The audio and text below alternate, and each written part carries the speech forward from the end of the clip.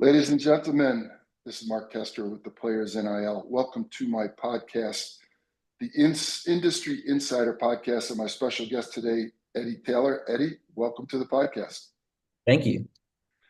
Well, I want to get into your professional career, Eddie. You are the Director of NIL Innovation at the University of Cincinnati. Obviously, a very key position in college athletics today. But I do like to have a little bit of a personal background. So I'm going to ask you some questions and really start with the simple one is, how did you get involved and when did you get involved in sports?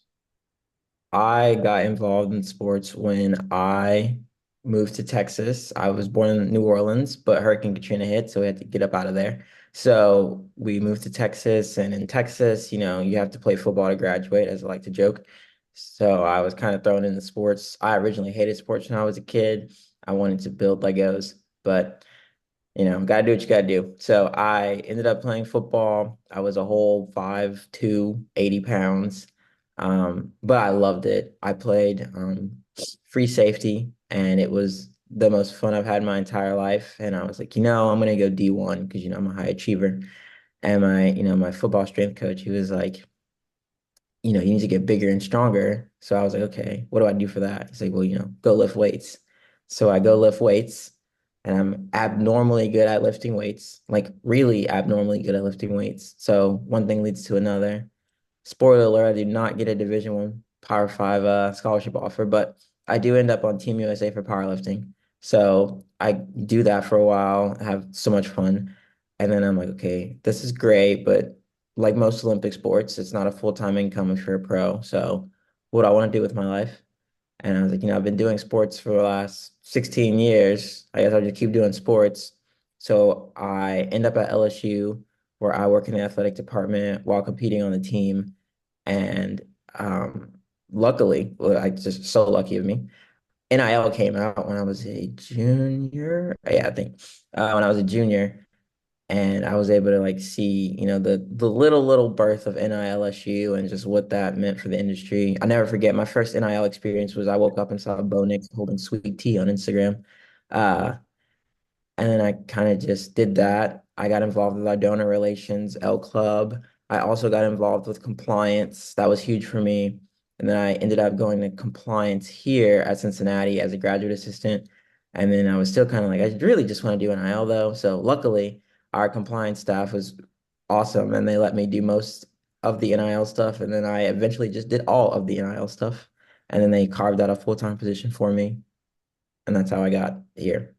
Great, great. Let's go back to you fast forward a little bit. I want to go back a little bit to, one of the principles of our business is how do you use athletics to better your life? In other words, some people can use art and science and math, right? We have different ways to achieve goals and chase our passion. For you, when you started playing football, it became sports. What were some of those early life lessons as a young athlete? Perhaps not the star on the field, not a Power Five Division I candidate, but you said it inspired you. What did you learn? What did you experience? What were the lessons that still resonate with you today? I remember, so they had me playing wide receiver. Every in high school football at my school, everyone had to play two positions. So they had me playing wide receiver and then they had me playing free safety. And I just remember I could not catch. Like I could not like complete bad, like bad. And I just remember I got thrown a deep ball one time and I caught it after trying like 90 times. And I remember catching it.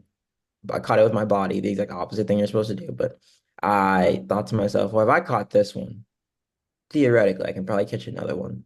And so while I knew I was gonna play free safety, that was my meal ticket. I was like, I could still get better at this because I need to be able to catch play free safety. And then I caught another ball. And then I started catching slants. And then I started catching out routes. And I was like, okay, so I'm not gonna be immediately good at everything. But if I just keep trying, and I think what I really learned from that is I would go home and like study. At this time, Andre Johnson was like huge. I was in Texas. I was in Houston, Texas. So, he's playing for the Texans. So I would just watch him catch and I would just watch how he uses his hands. Obviously, the man was like 6'5", 290. He was huge. But like, I would still try to mimic his body, which probably wasn't a smart decision at the time, but whatever. And I just learned like if I try hard, I study and I show up. I'm not gonna say I'm gonna become, an all-star wide receiver, but I'm definitely gonna make progress. And I've applied that to everything in my life. Like I can't, I'd be lying if I told you when I started NIL, I was the best NIL director in the country. I, no one was ready for NIL. I learned and I studied and I, took positive steps in the right direction. I still might not be the best NIL director in the country, but every day I figure out what I'm not doing great at, what my athletes need, and I just learn and study and just take steps in the right direction. To sum it up, I learned that every play does not need to be a touchdown shot. We're okay with 3 to 4 yards. Okay, great answer. So you may not be the best NIL program in the country, but maybe you are. We're awarded the Best Institutional Program Award. And as the director of NIL innovation at the University of Cincinnati, what does that mean? Explain to us what you do to empower your athletes. The way that I explain it to my athletes is like I'm just a player's coach. It's just easier to put in their vernacular. I ask every athlete that I meet with, what do you want to get out of this? Do you want to be a star? Do you want to help this for your pro career? Do you want to get a job? Like what is it that you want to get out of it? And then we find innovative ways to get them there. We don't always get them there because life isn't easy like that. But I always try to get them as close as possible. I never promise them that I'm going to get you this deal with Nike or you're going to get this Rolls Royce, but we're going to take the steps to get you as close as possible. And no matter what, you made progress and you learned life skills and you got to put yourself in the arena. So that's really what I really care about is making sure they take the steps to learn how to do things for Right. themselves.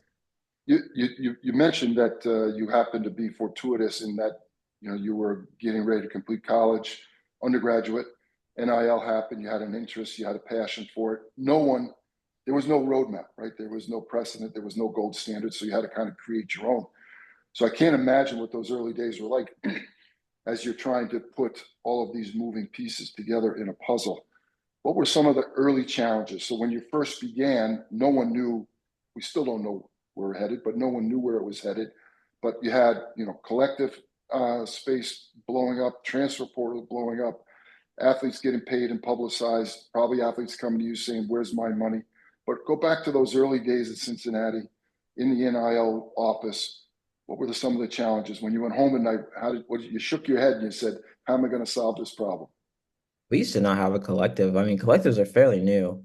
Uh, and I think to the early days when I first got here, we didn't have a collective. We didn't have any branding, education. We didn't have anything. And my first biggest problem that I wanted to solve was like, how can I put together a curriculum for the student athletes that's easy enough to follow, but also effective enough to work within their time restraints and their flexibility with their schedules and all that, that could lead to positive net results. And I don't mean them all getting brand deals, but I mean them establishing their own personal brands. And to do that, I had to do a lot of research. I think I read probably like 90 some books last year about personal branding, all that. I called industry leaders, shout out Jordan Rooney, uh, and like all these people to figure out like how can I put together this best for my athletes. That was my big struggle. I wasn't even concerned about money. I was concerned about making sure that they got the right education. Right. Well, I think that's a holistic approach. And you talk about holistic NIL. I assume that's what you mean is this life skills mentality. Is that correct? Yes. Yeah. So you're creating a platform in an industry that didn't exist prior to your arrival. You have athletes trying to figure out, coaches trying to figure out what was your interaction with the coaches and what was the feedback you were getting? What was the direction you were getting from the athletic department? I'm really lucky. None of my coaches are insane. Most of my coaches are pretty chill. Uh, they're intense, don't get me wrong, they want to win, but they're very like collaborative. They'll listen to me. We can go back and forth. They really just wanted, like any coach, they wanted the best competitive advantage they could get. And so I strive to give them that by, they can say whenever they go meet with a parent, hey, your kid's gonna leave here with a personal brand. They probably will leave here with some NIL deals. And they will leave better than what they came, and they'll have tangible skills and tangible experiences that will set them apart. And they can say, hey, being a Bearcat was the best decision that I made. And if I could do it again with every offer on the table, I would pick the same school. Well, that's a drop the mic moment right there. Because if you can accomplish that, then you're at the top of your field in terms of execution. How do you deliver this holistic NIL education? What are the techniques? What are the methods? What are the platforms? How do the athletes engage with your curriculum? Um, so it's kind of team by team and it's person by person. Like, football and I kind of like I can go down to practice, talk to them. It's fun. Men's basketball is more like, group sessions, stuff like that. They're more one-offs because it's a smaller roster, so it's easier to be. Same with women's basketball, it's more one-off. Uh, every team, like I'm really involved with our swim team. I'm involved with all of our sports, but I guess swim team's a bigger roster, so it's kind of like group sessions with them. It's just a flexibility and figuring out what the athlete's needs.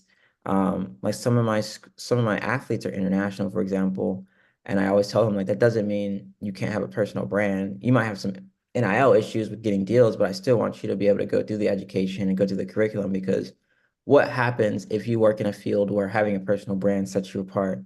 Or what happens if you want to be an influencer? Like why, like don't wait 4 years to go start influencing, like start now. So I don't really have a concrete answer for you, but it's just me figuring out what's needed today and just getting through today and figuring out what we can do today to get us in the right direction. So we're 3+ years into what we call the NIL era. July 1st, 2021, the restrictions were removed. How have athletes changed in 3 years? What are you seeing on this month? Right, we're in September 2024. The freshmen versus 3 years ago. What have been some of the changes? My first freshman class, which was last year, they came in and they were like, I know I should do this. Help me. I'm supposed to do this because I see everyone else doing it. This year's freshman class came in and said, hey, I'm from a state where it's legal. I already have 3 brand deals. I want to integrate those into my new brand deals. Hey, I came in with 27,000 followers. I want to get to 100K and get verified. Like, it's just now it's especially with it being legal in high school in a lot of places, it's become more of a norm. It's not like oh, you got like 2 years ago, a kid would get 1 brand deal. That made their whole year. Now it's like some of my athletes, we suffer from success a little bit. They get 5 and they think they're having a down year. Uh, so yeah, these this year's freshmen are much more hungry for it, I can say. No. So public perception is that NIL is ruined college athletics. And I think because the news sensationalizes the big stories, the Power Four conference, revenue generating sports, and we hear about, you name it, the quarterback at Ohio State, Alabama, Shador Sanders, et cetera, et cetera. We then collide that with the transfer portal. And, we have this craziness and this chaos that essentially is free agency with 1 year contracts and no salary cap. We'll get into how that may change. This week, a story came out about an athlete at a school, University of Nevada, Las Vegas, that reportedly was promised money through an NIL relationship. And supposedly, and again, reportedly, that was not fulfilled by the school. Now, there's always two sides of the story. Somewhere in the middle is the truth. My question to you, Eddie, is, how do you protect athletes, specifically at the University of Cincinnati, from entering into improper deals, making bad deals, and making bad decisions that have long-term effects on their brand, on their finances, on their career? So what are some of the things that you advise them? How do you put these restrictions in place that maybe protect them? Yeah, I saw that story. That's insane. I'm glad that's not happening over here. I did not want to deal with that. I always tell them like, hey, I'm your brand manager. If you want to look at me like that, I'm not your brand. That's you. So I always say, hey, I'm open, like agents, for example, because I think agents played a role in this UNLV story. Like, if you want an agent, fine, but I want you to articulate to me why you need an agent, why they can charge you that much, and the potential ROI that you are forecasting to get from this agent. Because if you can't articulate those things and you just want an agent because your teammates have an agent, or you see, the Heisman quarterback has an agent, like if you just want one to have one, you can't, that's not a good idea. And if they choose to get one and they can't do that, fine. That I did my piece. But I think I just have an open and honest communication with them. I put out a lot of education about agents, agencies, how much people should be charging. Like what does it look like for a website? What does it look like for a photographer, videographer? Like, I think a lot of people know these athletes some of these athletes have a fair bit amount of money now and they can charge them, um, you know, $7,000 an hour for a video shoot because they don't know any better. So I just try to educate them as much as possible. And I'm like, hey, before you press submit on that PayPal payment or whatever, like come to me and like let's just have a conversation. So really, they're 18 to 24-year olds. Like you can't control them. I think the best thing you can do is just have an open line of communication and let them know, like, hey, this is a safe space. Like I'm not gonna judge you. You probably are probably in the back of their mind, they're doing this for a good reason. Like they want a website to build their brand. They just don't know, or they want an agent to help them get brand deals. They just don't know, like, there's all the bad actors that are in the space. Right. I spent 15 years in Hollywood producing sports content for the NFL, NBA, MLB. We did all the Procter and Gamble commercials. Procter and Gamble's in Cincinnati. At one time, spent more money on sports marketing than any other brand in the world. And one thing that I saw consistent was adults taking advantage of kids that weren't educated. In this case, Hollywood actors, actresses, and athletes in production. And so I started to play as NIL because I was going to try and help protect athletes with a baseline of education. This holistic approach is something that I can relate to. Um, when an athlete comes to you as a freshman, which they are right now, and says, I want to build a brand, what are the step-by-step first steps that you give them? Like, what's the words of advice for those young athletes that may not have an NIL office on campus? What advice can you give us? Give us some sound bites, Eddie. How big of a brand do you want to build? Because I've learned not everyone wants to be a star, or they don't want to be a star when like a lot of NIL is mental. There's a lot of things that go along with social media. A lot of people, some of our best athletes come from very humble houses. So, they're not taught to brag about themselves. So even if they, rush for 300 yards, 4 or 5 touchdowns, they're taught to like just, chill out. And that might be their personality and that might be fine. But at the same time, there's me in the ears who are like, hey, you just had a big game. Like, let's capitalize that on a post. And they're like, maybe. So, and I have to tell them like, hey, like you're gonna have to start. If a big part of your platform is gonna be your sport, you're gonna have to like, if you're gonna make it like that, you're gonna have to learn how to capitalize on these big moments. And then if they say, they don't know, then I start asking them more probing questions. What do you want to get out of this? Do you want money, cars, clothes, a job, an internship? Do you just want a free hoodie from your favorite hoodie? And it's just I want to make sure that I'm doing what they want. Because personally, I want all of them to be stars. I want big brands. I stars in my eyes. I want to be around stars, winners, conference championships, natties. But not all of them are ready for that mentally or like sport wise. So, and that's fine. But I just want to make sure that I'm not taking, a swimmer who just wants to get an internship at P&G and trying to turn them into, Michael Phelps. Yeah, Because my job is to do what they want. And so now if they come back to me and they have a breakout freshman year and then like, hey, I'm gonna go pro, then we'll switch our approach. But yeah, I think getting really clear about what they want and then just working backwards from there. I love that idea. We talk about, what we ask the rhetorical question is, what does success look like to you?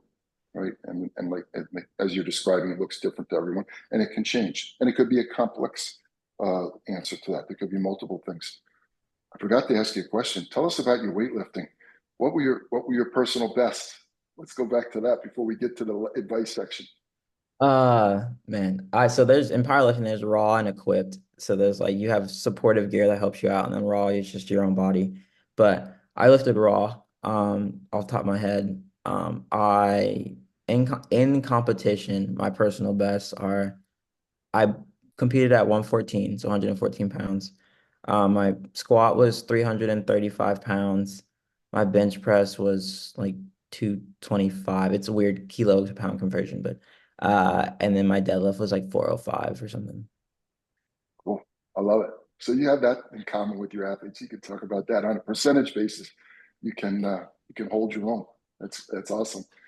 Um, often tell people that the crystal ball looking to the future of NIL broke a long time ago. No one knows. We don't know where the House versus NCAA settlement is going to be. We don't know what future lawsuits are going to look like. But how are you preparing for the future as an institution, as an office of NIL innovation at the University of Cincinnati? What are some of the things you're prepared to handle and to absorb going forward? I'm not gonna lie. For me, the way that I approach NIL, I it doesn't really matter because one, I am doing, most of my deals that come through my office are organic NIL, so like non-collective based real NIL. We do have a collective, and they're awesome. Shout out Cincinnati Reigns. But as far as me, most of my deals are those like real, like organic NIL deals, and I that doesn't really change in the house case. Like, they're not gonna prohibit that. I've always said, we should focus on like organic, real ways to streamline revenue for the athletes because if, you know, for most of them, that's going to be their meal ticket to like actually do NIL. So the house case doesn't really impact that. Also, if NIL comes in house, it doesn't impact that. Actually, it gets bigger because then you have corporate sponsorships that can really get involved. So there's that. So yeah, really for me, I think now as an institution, yeah, we got to make some decisions. And I will probably be a part of those decisions. But I think just as my office that I oversee with my 420 student athletes, I'm going to keep doing things as I do. And hopefully we'll get more involved with corporate partnerships and be able to do bigger, better brand deals with our awesome corporate partners. That's a great answer. I talk about realistic NIL, REAL, real NIL all the time. That's what we profess as well. And I believe that that will be here for the foreseeable future, regardless of whatever happens in the courts. I agree with you 1000%. Eddie, this is awesome. I appreciate the little bit of peek into what it looks like for someone in your position at a school like Cincinnati. Congratulations on all your success so far. You don't seem like a guy that's complacent or that is happy with where he is. So I expect bigger and better things. I'm sure that you have a lot on your plate in terms of your vision for how you're going to support athletes. And I want to say congratulations and thank you for being a guest on the podcast. Yeah, thank you.